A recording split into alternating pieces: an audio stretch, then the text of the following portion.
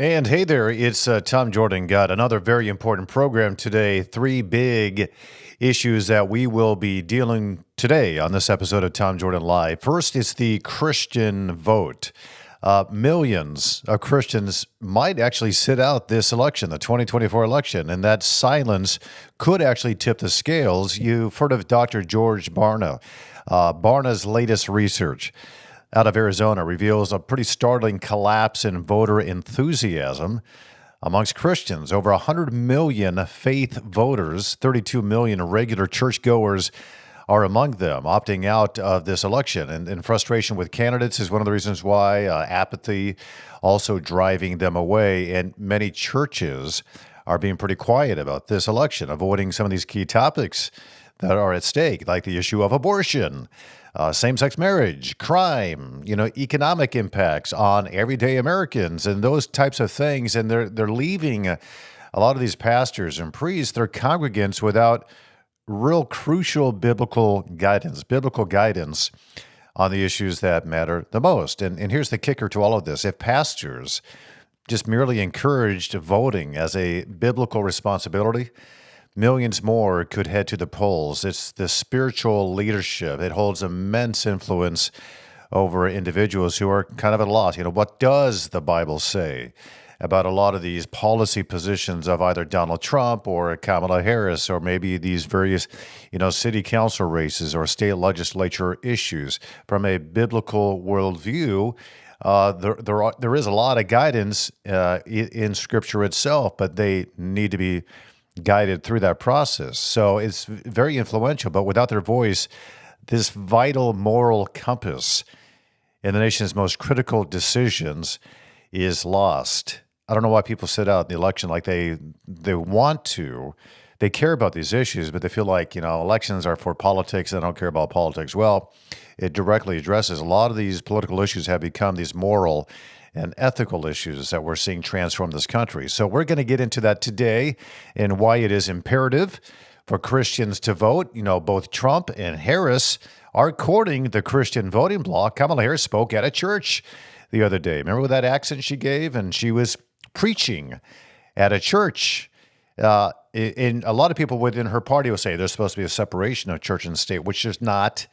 But they acquiesce and they allow it when the Democrats go and preach at churches. Anyway, so we're going to get into this. Which candidate's position aligns more with biblical values? Not your opinions on who has the better personality or has the better smile, who seems more civil or who looks better in a suit, but morally, spiritually, biblically, how did their beliefs on policy match the teachings Scripture? So my guest is going to be Eileen McNeil. She is president of Citizens for Traditional Values and will join me in just a few moments.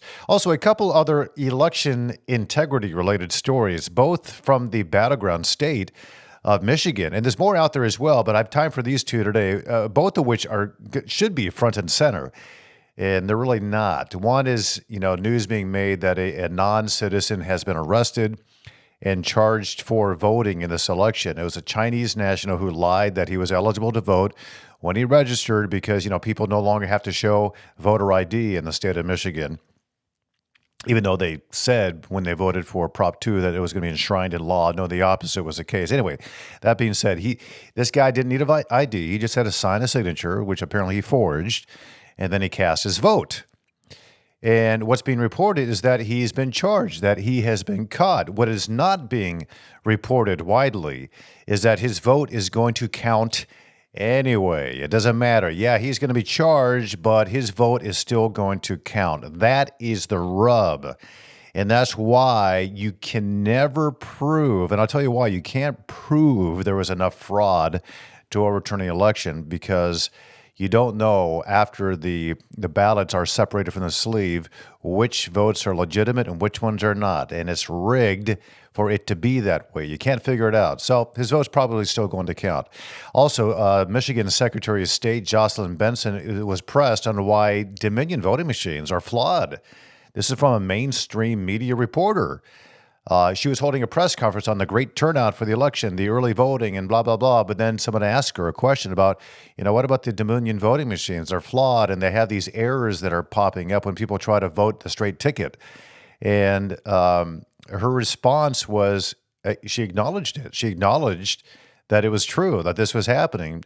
But so you got to say, why isn't there a massive warning to voters in the state to not trust these machines if you're voting straight ticket? She never brought it up. She kind of laughed it off and moved on to the next question. So we will get into that in just a moment. Also, a reminder, you are invited to a special election night watch party at Tom Jordan Live World Headquarters.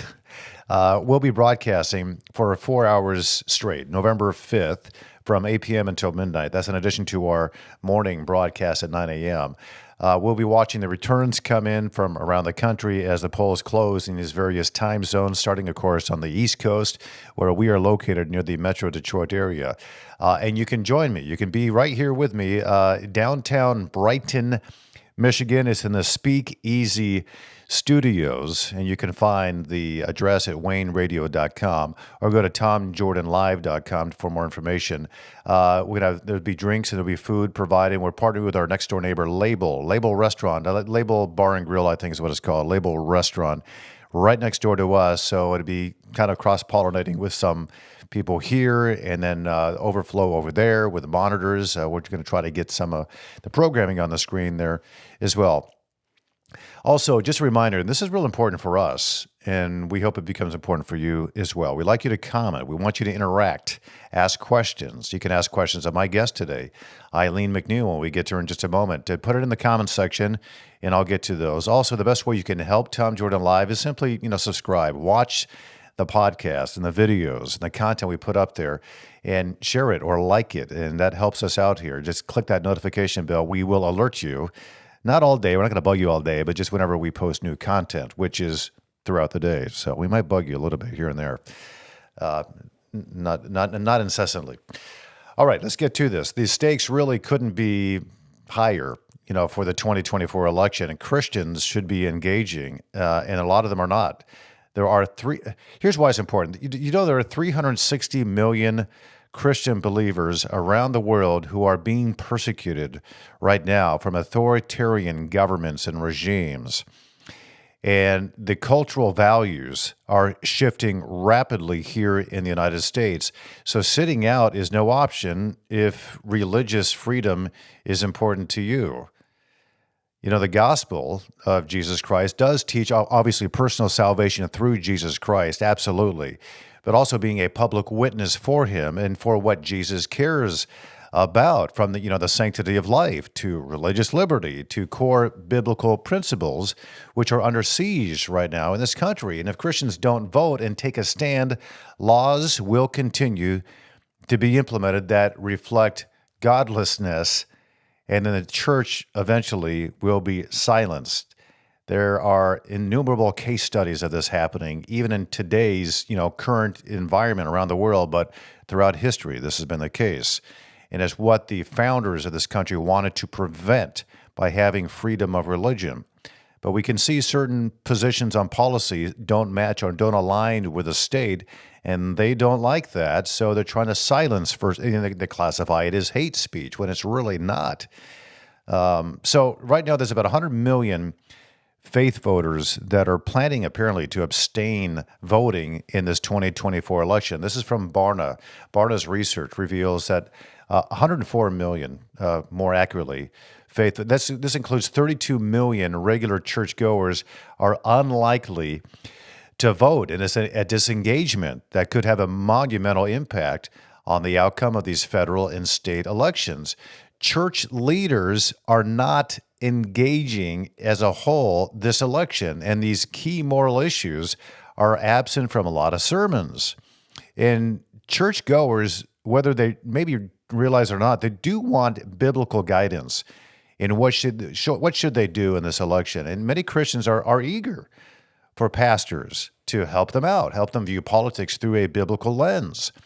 So pastoral encouragement could mobilize legitimately millions of disengaged voters right now and these church members. And if there is a disengaged church, it does undermine the things that Christians say they believe in and godly governance.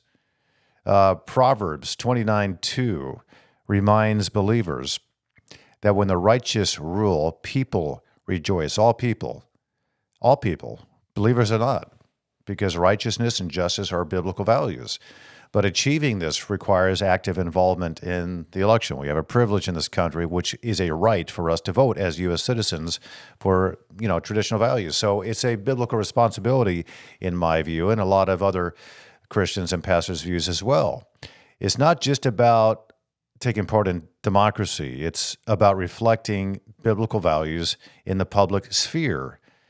And the Bible talks about salt and light. Christians are called to be salt and light, influencing culture in a positive way that everyone benefits from, and resisting evil, which evil, of course, affects everybody equally negatively. So casting a vote is one way believers can act as faithful stewards, ensuring that these godly principles, which again, don't favor one group. I've said this before, but I've had people reach out to me on things like LinkedIn saying Christianity is a civil rights violation. It's like, no, you're missing the point. There's no rule that says if you vote for good biblical values, that means you have to become a Christian. That's going to be forced upon you. No, it actually protects every single individual, because there is a Christian belief that every single individual, regardless of ethnicity, background, or even your current state in your faith or not, you've been made in the image of God. So we don't want, as Christians, to hurt people because of that very fact. That's one of many reasons. So to talk about this, let's bring in my guest today. Eileen McNeil is president of Citizens for Traditional Values. And Eileen, it's so good to have you, and I appreciate the work that you're doing. Thanks for your time. Well, thank you so much, Tom. I loved what you just said. You said it all. That's great. Well, But yeah, I but I can want you add to to it. hone in on these points. I mean, first of all, people think, oh, traditional values, that sounds stale. How would you, and it's in your title of your organization, traditional values, how would you define traditional values? So traditional values, we purposely chose that because they're the values that everyone really, most everyone believes in. Our four guiding principles that family and faith, are the foundation of our country. That America was founded with the idea of a limited view of government. It doesn't dictate every part of our lives. It really, for traditional values up until the 1970s, we always protected life from conception till death. Obviously, the cultural mores have changed since then, but that doesn't mean we stop fighting for the protection of those that are the most innocent. And it also, frankly, we have one of our main principles also that we fight for our educational freedom, that parents have the fundamental rights, and it's written in our Michigan compiled laws that we have the fundamental right to direct the care and education of our children. And I thank God for that law currently still in our Michigan compiled laws, because that protects parents' authority and rights over their children. We are stewards, and I appreciate everything you were saying, Tom. As Christians, we are stewards, and our stewardship is here on earth. We're citizens of the kingdom of heaven and the kingdom of earth. We live here, and we have a stewardship we're called to, and that never was meant to be divided up as if politics and government were not part of that. And frankly, the reason America was founded is that people fled from, their own countries to come to America to worship freely. Now, obviously, not everyone came for that reason, but the majority of people did.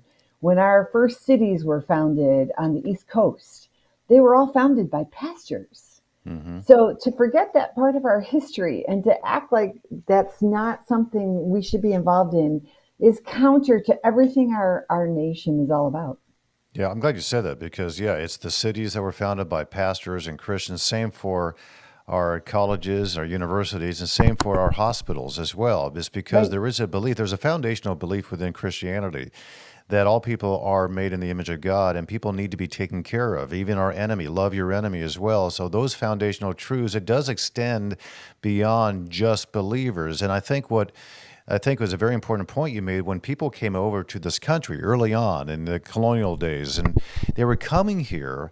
Not all of them were Christians, but they were fleeing oppression that came from an ideology that Right. was not Christian in nature. So people say, well, what about taxes and all that stuff? Well, part of the reason why this country was founded was because, Britain right now was oppressing people by these ridiculous amount of taxes. It was meant to oppress them and prevent them from living the lives they see fit in order to bankrupt them, essentially. They couldn't have their own farms. They couldn't do this was an oppressive regime, which biblically we need to oppose in order to protect individuals. And I think those principles carry on, and hopefully people do become Christians. Like Paul told, I think it was Herod.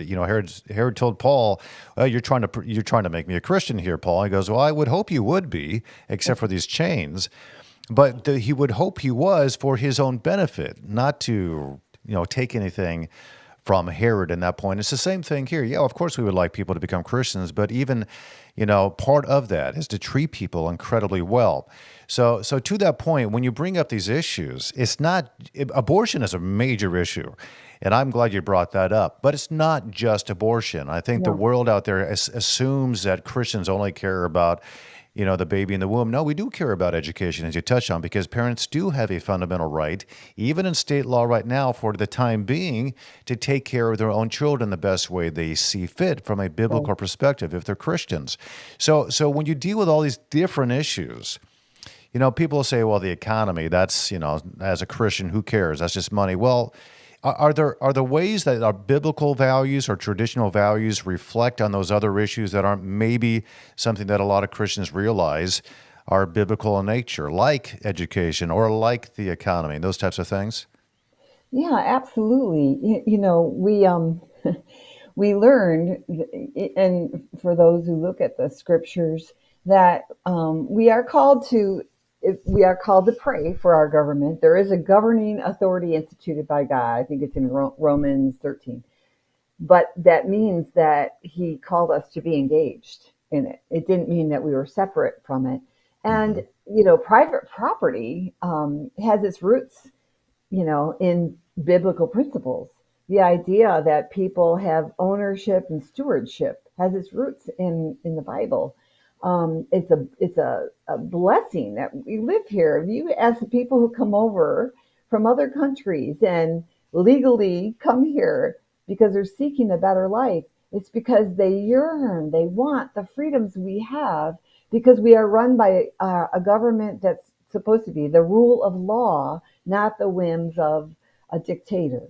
So, how did that come about? Well, that came about by people who looked and got their doctrines from the Ten Commandments, if you will. And all throughout the Bible, there's principles embedded that talk about private property. They talk about the responsibility of the parent to train up their children, the responsibility of the parent to protect the innocent and the widows, the responsibility for us to honor our leaders, even, but not at the expense of disobeying God.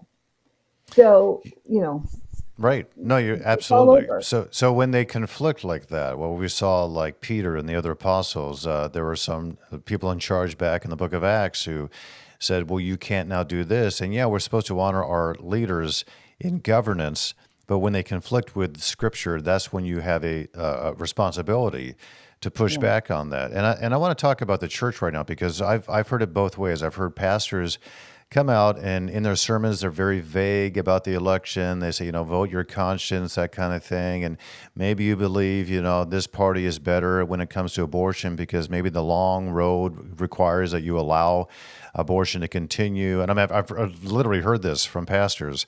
And so maybe you vote for, back then it was Joe Biden in 2020, even though he doesn't oppose abortion. Maybe he's the better candidate to get rid of it. It's like, Yeah. it's this convoluted mess. And then you have other pastors. I mean, Gary Hamrick is the pastor of Mhm. Cornerstone Chapel in Virginia. He's part of the Calvary Yeah. Chapel network, which I'm a pastor of as well, and the Calvary Chapels here in Waterford, Michigan. And he's like, listen, this is a biblical responsibility. Yeah. As Christians, he's coming out and he's guiding his flock. And he warns that silence from the pulpit, he said, can lead to ignorance in the pews. How do you believe that the Absolutely. church's failure in this regard to address these what are called now political issues, how do you believe that impacts the broader culture? Yeah, absolutely. So, Tom, Citizens for Traditional Values was founded really almost just over 30 years ago with the understanding that we had the biblical responsibility to be engaged in the public arena as Christians. And I take that to heart. We have people all across the state who agree with that because when you get to the actual nuts and bolts of things, I can share with you from last year testifying in front of state and House committees as they passed laws that took away crucial protections for women who are having abortions, who will no longer have, the original 1931 law had criminal protections in it for women who had botched surgeries or against doctors who might, not do the abortion well. And that immediately was stricken from the books. That was the first thing that was taken up. The next thing that came along was, let's get rid of all abortion clinic regulations. And that's not protecting women. They no longer, I don't know if people understand this, but they no longer have clinic regulations um, guiding the reporting of how many abortions they've done, how many people were sent to the emergency room, all kinds of laws that were put into place to protect women. And I want to address this for a second Yes. because as the men and women of the state of Michigan, regardless of the law, you can have an abortion if you want it. We have to change hearts and minds. Yeah. And we may not have the law on our side right now, but I believe that if we develop and start talking about having a culture of life and put in place all the kinds of things that support women in problem, in problem pregnancies where they didn't expect to be pregnant, they're young, or they have several kids and they have another pregnancy on the way and they're not being supported. So we, as the church and as Christians, we need to come alongside those women and make it possible. Let them know, hey, we are here. We're not just here to tell you don't get an abortion. We're here to say, let's get an ultrasound. Let's see how far along your baby is. Let's see how we can provide material support for you once that baby has been born. And you know what? Maybe there's a family who is just dying to have a baby and they would take care of your baby. They would adopt your baby. I mean, we have to keep talking about all the other options there are because there are many for women that don't have the severe repercussions both for the child and for the woman Mm. because the guilt and the just Yeah. if you're carrying life. And Hmm. we don't want women to, walk around throughout all the rest of their lives having this deep, deep regret. And so let's support them. Let's start talking about having a culture of life and start changing hearts and minds around this issue.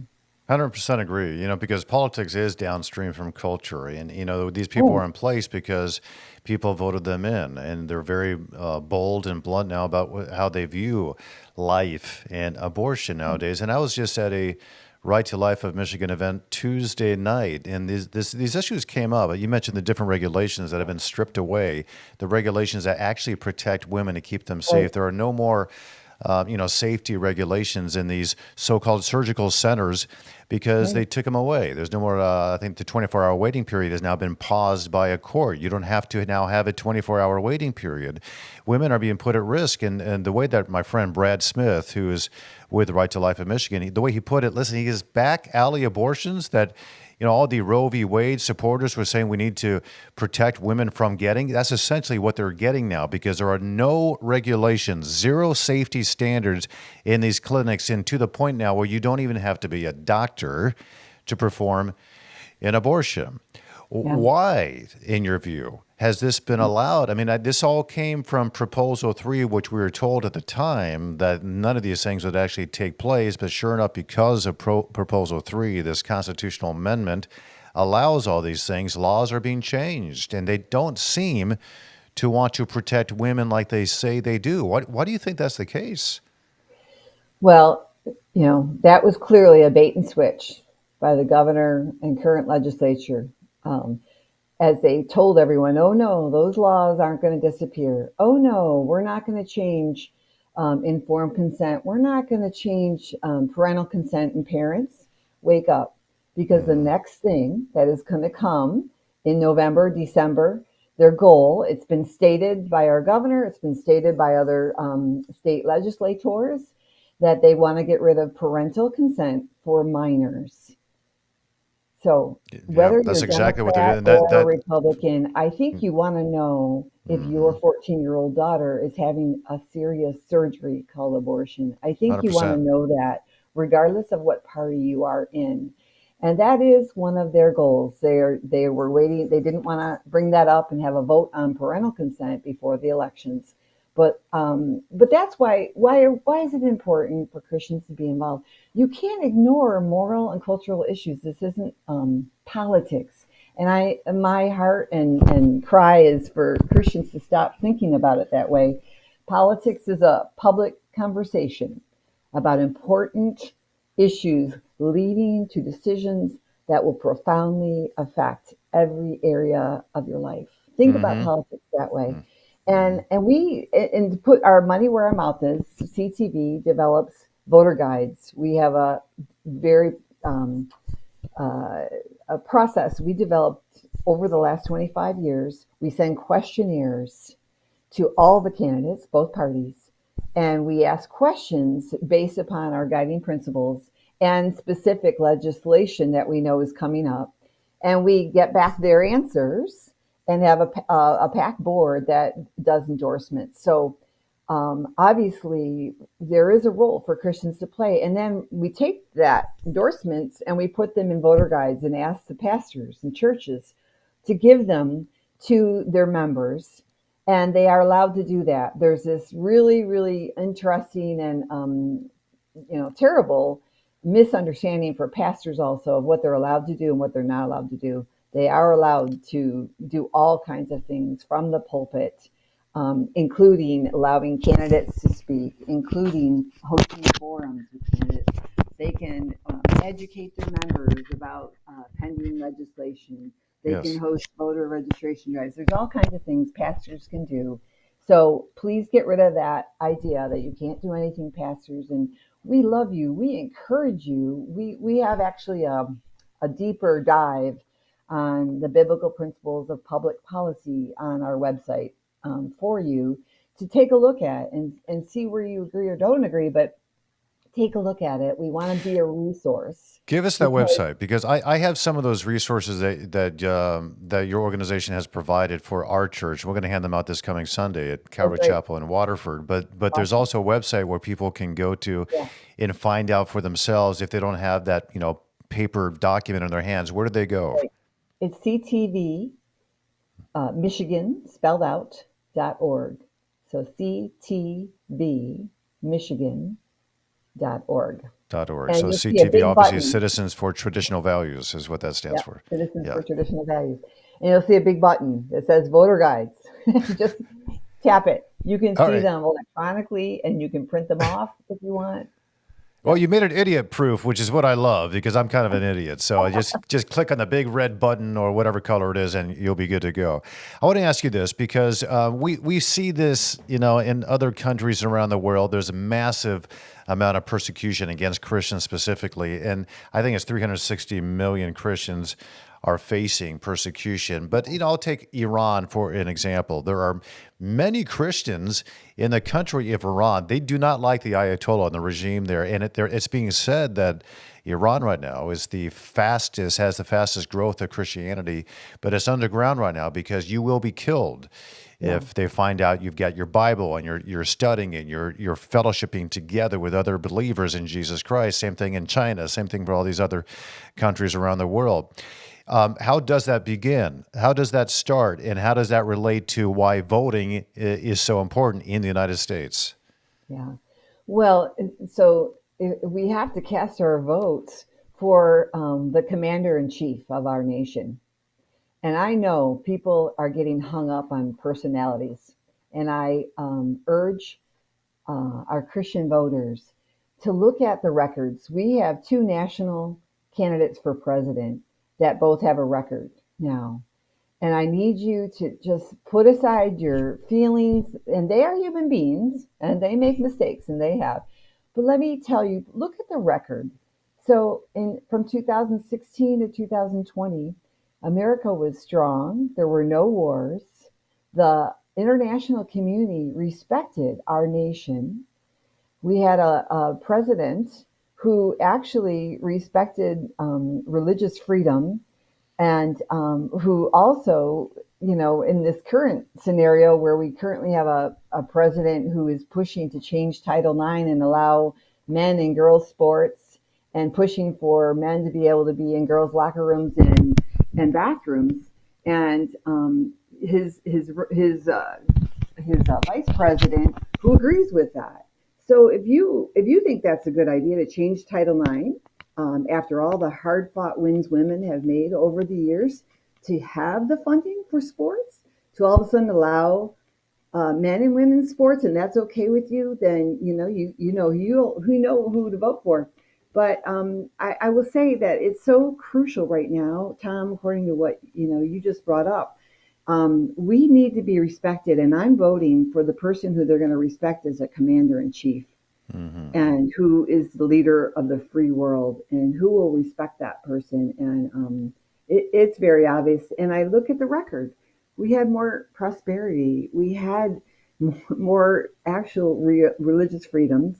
Kamala Harris, I do have to mention this, she was in favor of limiting and getting rid of weakening the Religious Freedom Restoration Act. Yeah.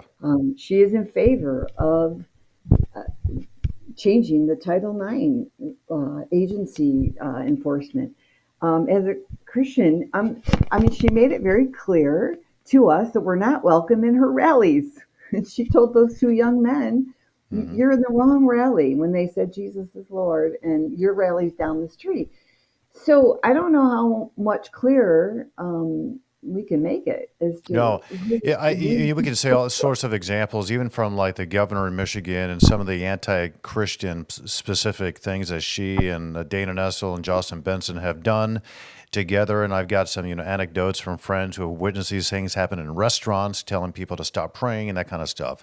So it's absurd. But I will boldly proclaim that me personally, I'm not asking you to do this, but the reason why I'm going to vote for Donald Trump is not because he never cusses or he doesn't have a foul mouth, because what Donald Trump does, he wears his personality and his emotions on his sleeve. What Kamala Harris does is hides who she really is. And I know this is the case because we can just pull recent history, remarks that she has made. But what she stands for, some people call her a vile individual, some of the things that she personally has done in her own personal life. They have no problem calling Donald Trump vile and even worse things than that. But they protect the other one who's also protecting her own internal feelings about a whole lot of things and her own personal behavior. So if you're worried about personal behavior of either one of these candidates, then neither one of them is going to fit the bill if you're being consistent. What matters is, and I would argue that Donald Trump is more morally behaves more morally than Kamala Harris does, and same for Joe Biden. They just hide it better than he does. But when it comes to the principles, because people ask me all the time, how could you as a Christian vote for Donald Trump? I'm not saying that I like the guy's personality all the time, but I do respect him, the fact that he is going to respect the Constitution. And what I mean by that is he just doesn't say it. He truly believes in the First Amendment, the Second Amendment, all the Bill of Rights. And you go down and read the entire Constitution. He believes in it. Kamala Harris, I don't believe does, because her upbringing, her Marxist ideologies that she's been educated upon, indoctrinated with, it has spilled out in her policy positions when she was in California, and of course a senator in California, and then of course now running for. She's been vice president. She believes in I don't believe she likes the different branches of government. I mean, she's talked about stripping away the powers of the Supreme Court, which is Yeah. charged with protecting the U.S. Constitution, making sure that the laws fall in line in the framework of the Constitution. She wants to get rid of that protection. So people need to understand who she is versus Donald Trump in terms of policy positions. Okay, I Yeah. just wanted a little bit of rant there. So, but I look at Well, this, and I think, also, and yeah, go as ahead. we're a Judeo-Christian organization, our roots are Judeo-Christian. Yes. And I have so appreciated President Trump's support of Israel. He's Mm-hmm. the first Republican president, honestly, of all the ones who promised to do all these things. He's the first one to actually recognize Jerusalem as Israel's capital and then moved America's embassy to Jerusalem. He actually did that. And people need to remember that it's the only democracy in that whole region.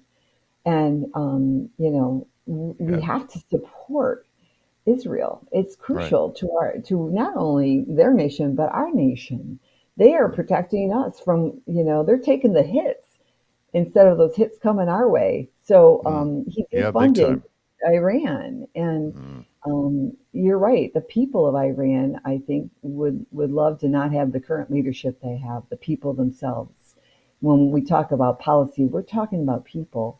So we need to have a president that's a friend of Israel, and really protect people overall. And the people prospered better in that whole region when he was president. Yeah, and I'll say also, Kamala Harris has made statements sympathizing with Hamas supporters. A lot of these protests in college campuses, they are actually supportive of Hamas, and there's been a lot of studies out now that show that the Palestinians within Gaza are supportive of their leadership, which is Hamas, a terrorist organization. So there's no Yeah, question there is a dark and there's a dark evil side and there's a light and good side in this particular conflict. Not that it's 100% either way. yeah, But certainly we should be behind the only country in that region that is a democracy, which would be Israel, in that yeah. 100%, And a friend of America. and a You friend of know, America, and a staunch opponent of Iran, which hates both Israel and the United yeah, States and wants to yeah. destroy both of them. What do you And our think about borders the? are crucial. It's Yeah, our security. I mean, I'm a parent. You're probably a parent, Tom. And yes, people listening to you are parents. I am very concerned about our border. I'm very concerned about all the illegal criminals that have come into our country this last 4 years. Maybe you haven't seen it directly right in your city or your township, but we do have a process. We welcome legal immigrants. We Mhm. welcome them with opening arms.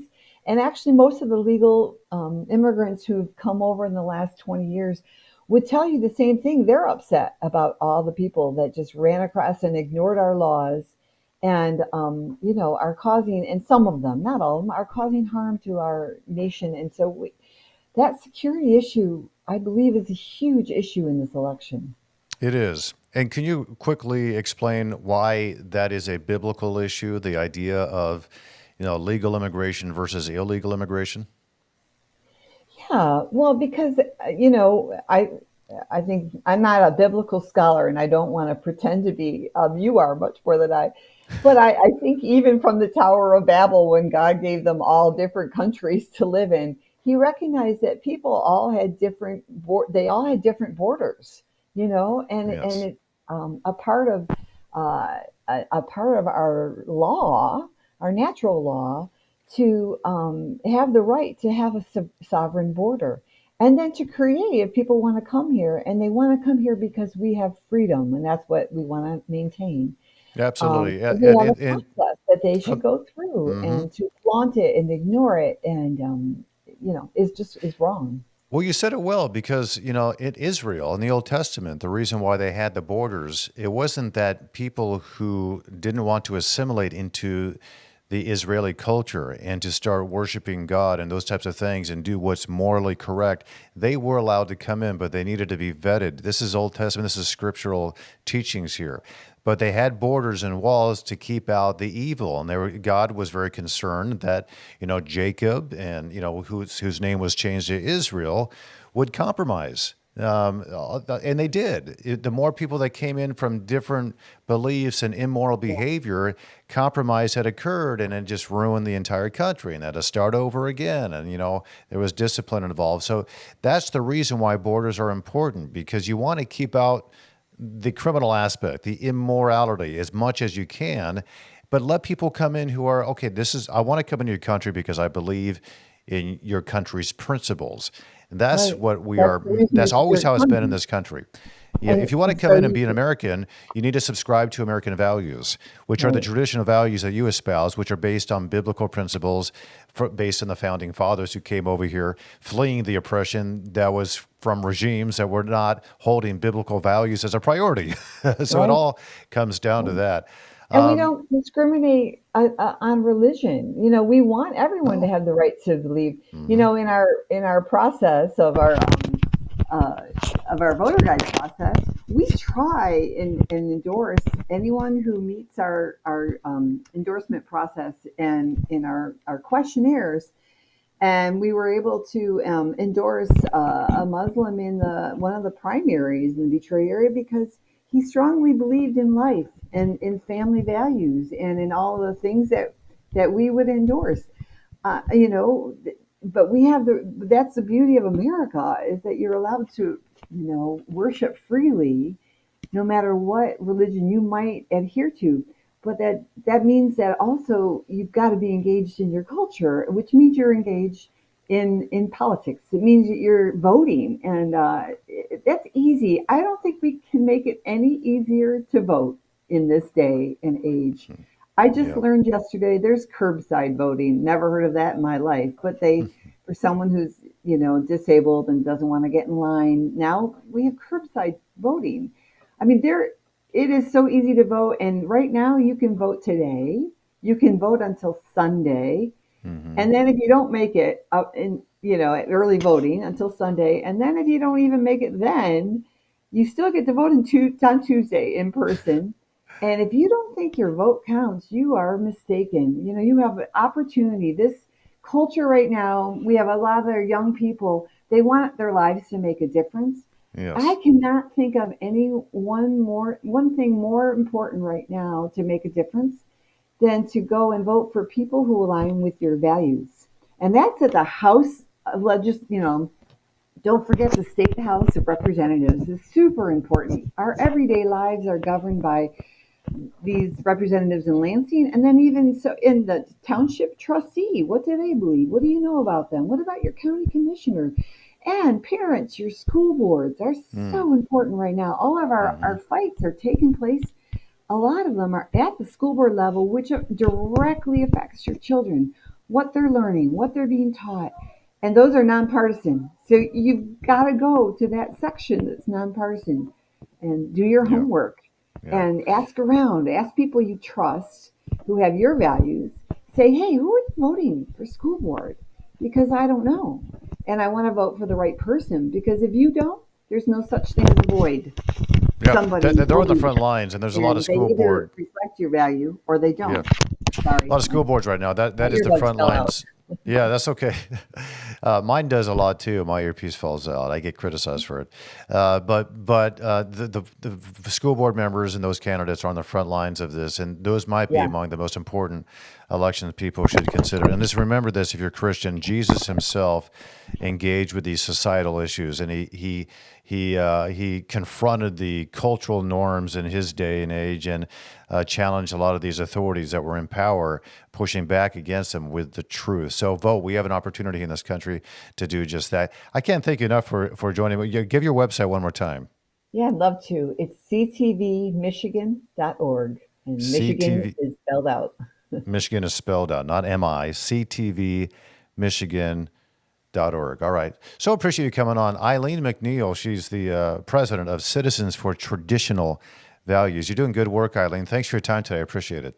Thank you so much, Tom. I really appreciate it. All right. God bless you. And go get them on up until Tuesday. Appreciate it. All right. Yeah, We it's will. super important we go out there and engage. I mean, I listen. I've engaged more in some of these more local races more than I normally do because I'm realizing more and more what's happening. Like the school board we just discussed, what's happening in our schools is horrendous, and what's being allowed and what's being done essentially behind closed doors, and these partnerships with school board members and the Department of Justice when you're dealing with issues like transgender surgery for students and minors, and name and the issue of free speech. People are being noted by these school board members in partnership with like the FBI, and then turned over. Why is that occurring? Who are they looking for specifically? So get out there and vote. I think it's important that you do that. Obviously, it is.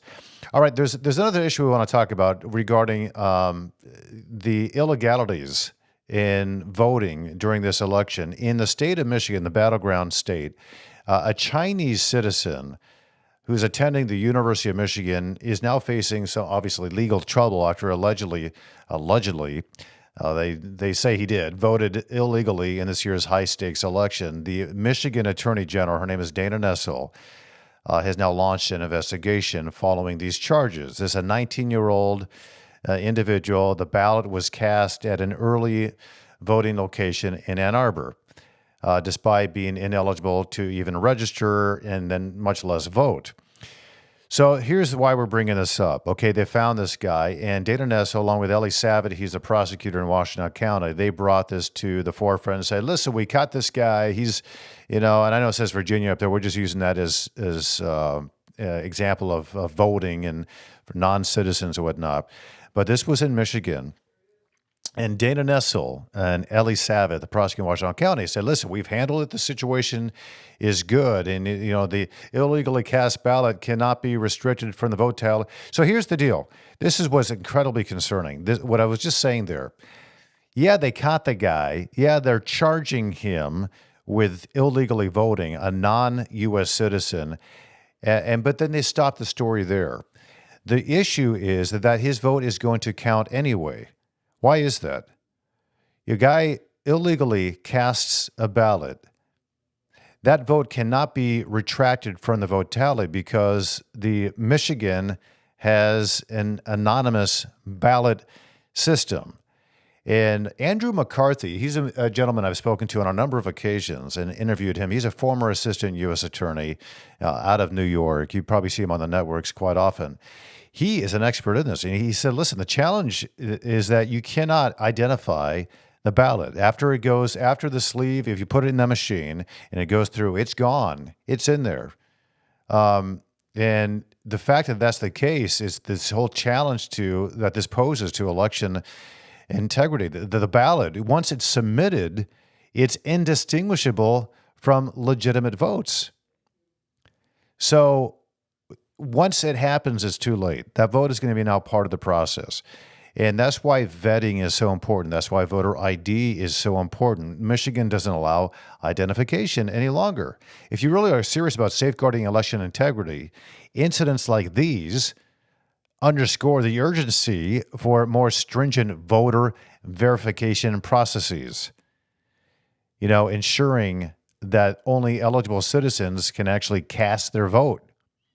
That's what's causing all this untrustworthiness of the election outcomes, is because this stuff is being allowed to happen. Yeah, they caught the guy, great, but what they're not telling you is that his vote's going to count anyway. So how many people have voted and it becomes anonymous once it goes through the machine who are not citizens? They don't know the answer to that. And this is what I've been saying now for a few years now. The reason why there is a belief that there has been so much fraud, and you can go to 2020 or 2022, but you can't prove it, is because once it goes through the system, you can't distinguish the legitimate votes from the illegitimate votes. It's too late after that happens. And that is the same thing with the ballot drop boxes.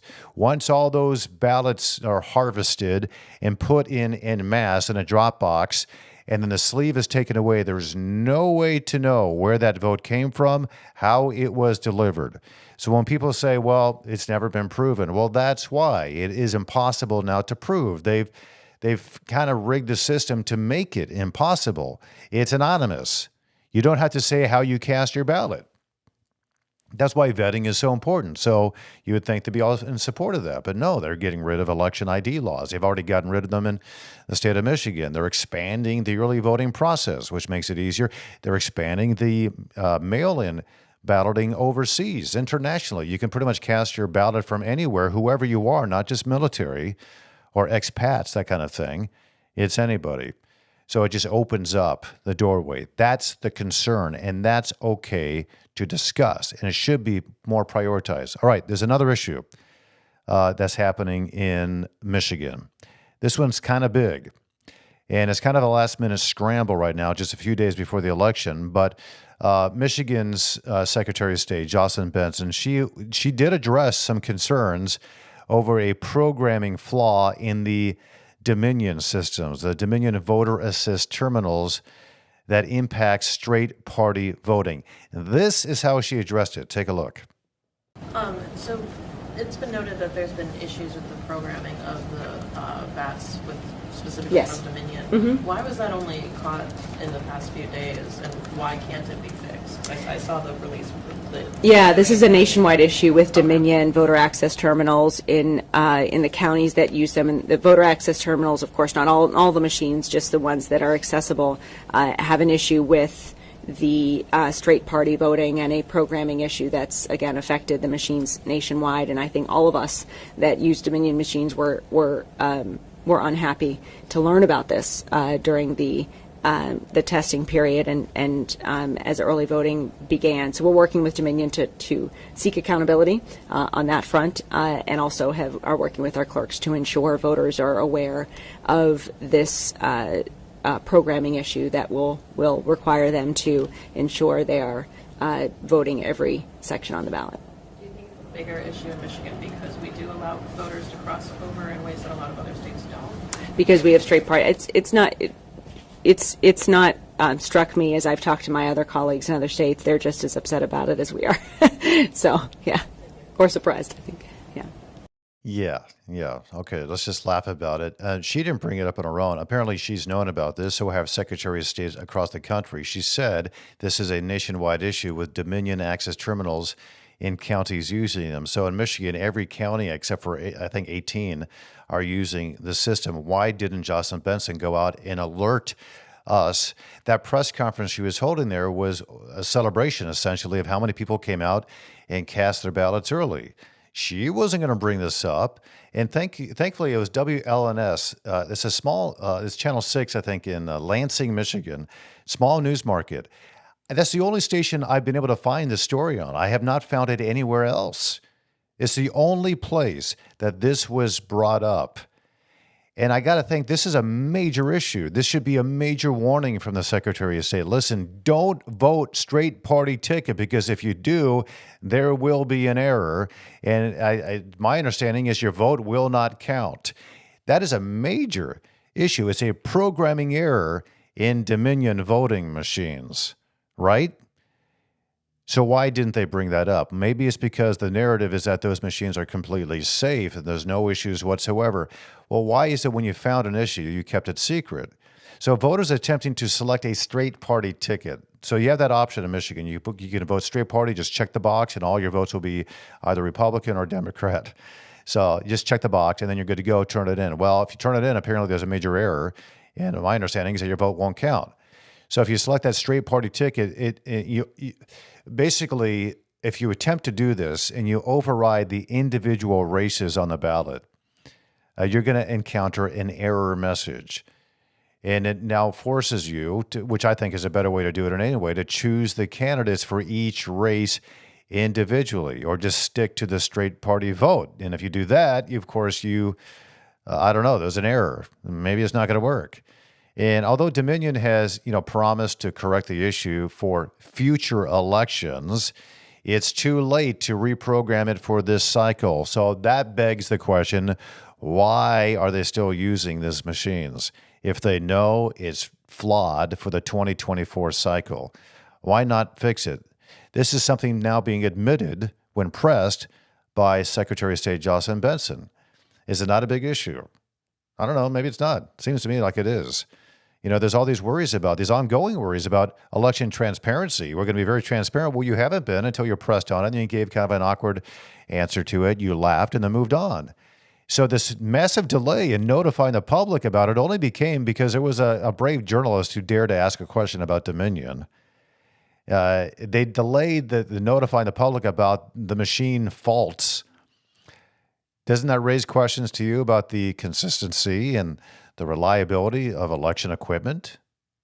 We're relying on these complex voting machines. Technical glitches happen. We know that. They can cause voter confusion. And potentially, it seems now, missed votes. And there's a need out there for alternative, in my view now, obviously, or maybe simplified voting methods to safeguard the voting process. Now, I know there's been a lot of past controversies with Dominion machines. You combine that with the current errors right now, that might further strain, public trust in election outcomes. So this is not disinformation. It was truthful, and yet the Secretary of State didn't bring that up. There's a publication out here in Michigan called The Midwesterner. It deals with Midwestern political issues. And they put it this way: the programming issue is one of several snafus so far in the 2024 election, with others including 4 voters charged with felonies for double votes in St. Clair Shores. Will their votes still count, though? Double voting? I mean, how are they going to tell? Also, another thing was Jocelyn Benson's incomplete election guidance that have resulted in thousands of improperly tabulated ballots in the city of Warren. I think that's Michigan's second largest city, second to Detroit. Major city. You got thousands of improperly tabulated ballots. And a candidate that's been left off the ballot in Muskegon County. Those are just some of the issues in the state. And, it has a lot to do with this election or non-election guidance. And despite all these election reforms that they say have been put in place to so-called streamline the counting on Election Day, here's another thing that, thanks to the Midwesterner, Jocelyn Benson announced last week she's not expected to have the results until a full 24 hours after the polls close. And it could be even longer than that, because apparently they're accepting ballots all the way until November the 12th, 7 days after the election. All right, just some things to bring up, just so you're aware of these things. We're not making, I don't think, irresponsible allegations or accusations. We're just bringing up what is known to be the case out there, and what it might imply, what the potential consequences of those pretty major issues, I think. All right, taking your comments. We are taking questions as well. Tom Jordan Live, of course, in the comments section on YouTube, X, Facebook. And we have, of course, later, this will be broadcast on Spotify and Apple Podcasts. Let's bring up one here. Cameron Harris is watching this. The engineer. Hey, the engineer. If abortion is legal or illegal, is less important if you make it unthinkable. Right. That is why it's important to understand that politics is downstream from culture. Exactly. That is the case. So because it is legal doesn't mean you have to do it. If you realize this is a moral issue, and the engineer is spot on this whole thing, it doesn't matter any longer if it's legal or illegal. And you can categorize this. Let's say alcohol. Alcohol is legal if you're 21 years or older, but if you're 35 years old and you're an alcoholic, you don't have to legally drink alcohol. In fact, it's best that you do not, because that becomes a moral issue for you. It's the same thing with abortion, the same thing with marijuana, the same thing with all these things are now legal. It doesn't mean it is right for you to take part. And it could mean it's also very wrong for you to do this, which would be the case with abortion. And that being said, the engineer, I want to bring up the other issue that my guest today brought up, is that people who say they're anti-abortion, which I am, I'm pro-life, and I am anti-abortion. I know that's somehow like a bad term, or somehow that's insulting. No, it's a wrong thing to do. It does not mean, though, that we're Like I don't want to, and nor do I not help individuals who find themselves in a very tricky predicament. Or if you've had an abortion, that I don't care, because I know the sorrow that you're probably going through and the grief, and we need to wrap our arms around these individuals who have gone through this process or are currently going through it. And did you know, I also learned this from Brad Smith with the Right to Life in Michigan. That accusation that all pro-life people care about are the children in the womb. They don't care about children after they're born. That is so false, obviously. But for the people that are going through it, and the women who have maybe an unwanted pregnancy or an unexpected pregnancy, there are 6 pregnancy resource centers to every 1 abortion clinic or Planned Parenthood in the state of Michigan. 6 to 1.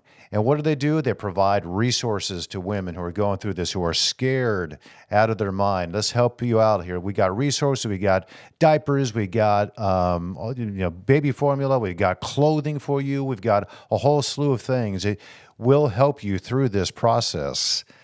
And so we do care, obviously, about people. And that's why we're pro-life. Engineer, thank you so much. Great comment. Let's take another one here. We got more time for 2 more. And we'll bring up Taz. Hey, Taz, good to hear from you again. Michigan is oh so careful of signatures for running for governor, but completely ignore a fraudulent voter, or many of them. They caught this guy, Taz, as you know, this Chinese national. He forged the signature, or he signed something and thinking maybe they wouldn't catch on to him. And I think most of the time they don't. But they did this guy. But again, the problem with this Chinese national is that his fraudulent vote is still going to count. It is still going to be tallied and will be used in this election. How many more just like that? Thanks so much for your comments, and thanks for watching today. We, of course, will be back here tomorrow, 9 a.m., streaming live at Tom Jordan Live. And also we'll be, these will live in perpetuity on Facebook, X, YouTube, and, of course, Spotify and Apple Podcasts. Thanks for your time today. God bless you. We'll see you back here tomorrow.